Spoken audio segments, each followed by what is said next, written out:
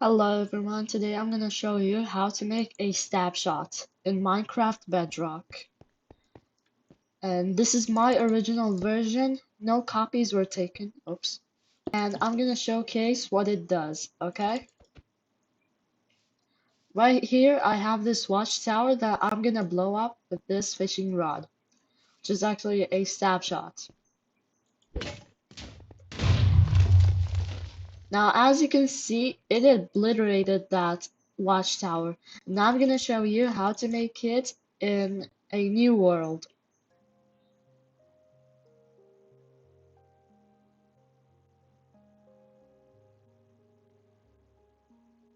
Alright, so now that we've joined a new world, as you can see, everything's new. This is not a flat world, by the way. We can start on constructing by the snapshot cannon. What we need is slash give your name structure block and command block and comparator. We'll start by making how the explosives actually spawn. So to do this, we just put on a structure block, do the offset, which is normal stuff, nothing too weird or out of the ordinary. I'm gonna make this the Y100, as you can see. Now we need some explosives, and the best way for that is end crystals. You may be wondering, how can I fit a huge amount of explosives in this area, but that's with I'm gonna be able to do that with command blocks. Specifically, repeat always active slash execute if entity at a has item equals end crystal location slot dot weapon dot main hand. Hopefully this works. Yep, it does. Then at your name, run summon ender crystal. Now what this does is when I hold a end crystal, it summons a lot of them where I go, as you just saw. So what we'll do is essentially fill up this area with these ender crystals or end crystals. I'm just gonna make a small amount for my sake in my laptops. And yeah, we'll say this is enough. Now we save the structure, which is gonna be stab underscore shot. You can name it whatever you like, but for me, I'm gonna name it this. Remove blocks and include entities, and that's it. You save, and then bam, you're done. Now we're gonna work with the commands. And let me just make a area real quick. Hopefully this is enough. Anyways, two like this. This one is chain repeat always no, repeat always active slash execute if entity at a has item equals end underscore crystal comma location equals slot dot weapon dot wait, not end crystal. I'm sorry. Equals fishing rod location of slot dot weapon dot main hand. Then we go past these two and go to these two brackets, comma name equals input your name here, but I'm gonna put a 0. Now this acts. Oh wait, let me see this. Oh, this was a comma. Yeah. And now this acts like a condition that needs to be passed in order for these to activate. Now just give me 1 second. I'm gonna make a real platform. Now that that's done, we can go back to the commands. The second one will be repeat conditional always active slash test for at e bracket type equals fishing underscore hook. What this does is basically check for a fishing hook when the player with the name Azure or your name is holding a fishing rod. Now it's gonna say it found a fishing hook, as you can see in the chat. To stop the spam, you can easily do slash game rule command block output false. Now it won't spam, as you saw. So now we get this redstone comparator. Make it like this. It can be any two directions you want, but for me, I'm gonna do these two, which is forward and right of the command block. Now we go over here and let me expand this platform a bit.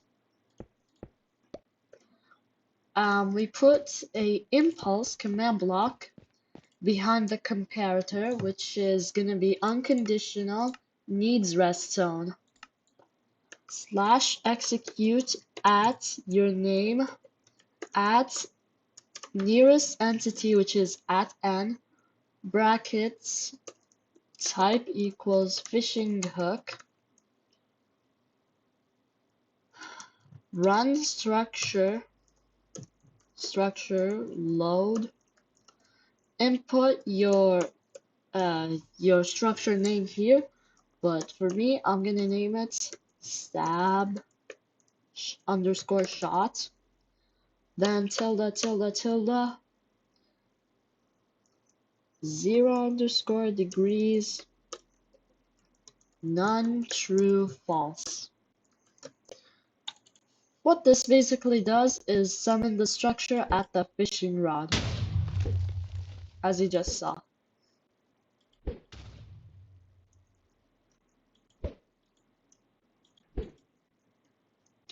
Now we'll continue a bit on making the visual effects too.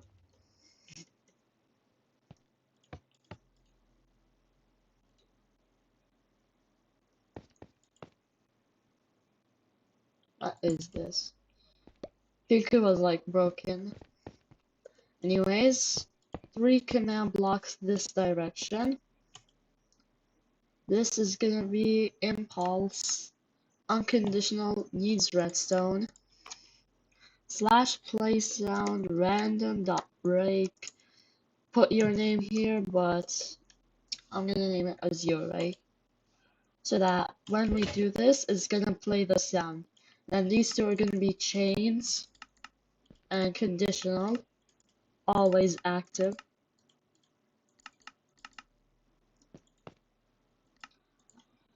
Now this is gonna be replace item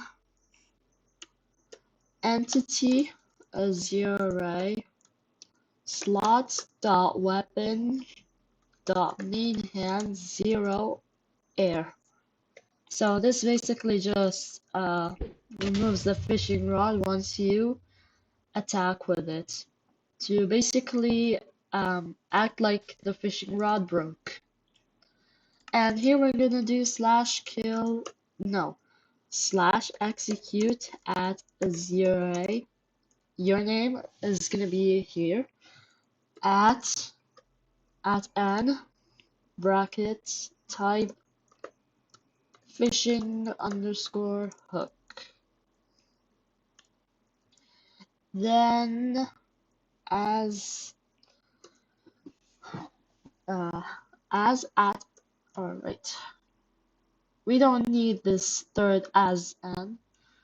We can just do execute at Azure as at n brackets type equals fishing underscore hook run kill at s. It's basically just gonna kill itself when it activates. And what's gonna kill itself is the fishing hook. Now this is good, but there's one last thing we need to do, which is this last command block. It's gonna be chain conditional always active slash execute at your name as at n brackets type equals fishing hook run summon arrow tilde tilde 5 tilde. What this does is summon a arrow 5 blocks above the fishing hook. This is basically like a detonator. Basically detonates the end crystals if the fishing rod didn't. So now our weapon is complete. Right. Think it was at. Yep. I apologize. Now our weapon is complete. But one main thing we need to do is add the ticking area. We just go here slash ticking area add circle tilde tilde circle tilde tilde tilde for name it whatever you want, but for me it's just gonna be commands. That's it. Now we test our fishing rod on this tree right here. And it got obliterated. Let's test it on this one. It too got obliterated. Alright, so now that I've reached a village, don't ask how long that took, I'm gonna try to detonate some of the houses, starting with this one. And yep, it got obliterated. Let's try this one.